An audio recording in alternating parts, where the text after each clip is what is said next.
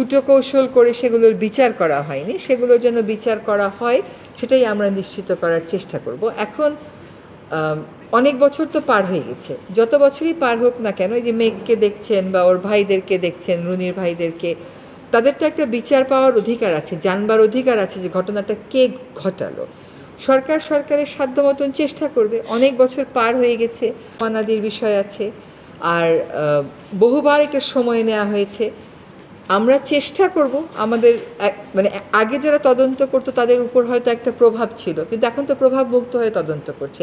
এখন তদন্ত করে ওনারা যা বলেন তাই তো আমাদেরকে মানতে হবে, কিন্তু বিচার আসলে একটা হতে হবে। দেখেন, যদি তথ্য উপাত্ত পাওয়া যায় এবং অপরাধীকে ধরা যায়, তাহলে বিচার না পাওয়ার তো কোনো কারণ দেখি না। বারবার সময় নিয়েছে এই জন্যই যে আসলে বিচারটা তারা করতে চায়নি। তো আমরা যেটুকুন বলতে পারি যে বিচার প্রক্রিয়ার উপর, তদন্তের উপর সরকার কোনো রকম প্রভাব বিস্তার করছে না। এর আগে যেটা হয়েছিল, প্রভাব বিস্তার করা হয়েছিল, সেজন্যই বিচারটা হয়নি। কারণ আমাদের পুলিশ কিন্তু সবসময় একটা কথা বলে যে পুলিশ চাইলে পারে না এমন কোনো কাজ নেই। পুলিশ যদি চায় ঠিকই আসামি ধরে ফেলতে পারে। এখন অনেক বছর ধরেনি, সেটার একটা ভার তো আমাদেরকে বহন করতেই হচ্ছে। যেহেতু আমাদের কোনো প্রভাব নেই তদন্তের উপরে, স্বাধীনভাবে চলছে, তদন্ত রিপোর্ট যদি ঠিক মতন আমাদেরকে তথ্য উপাত্ত দিতে পারে, বিচার অবশ্যই হবে।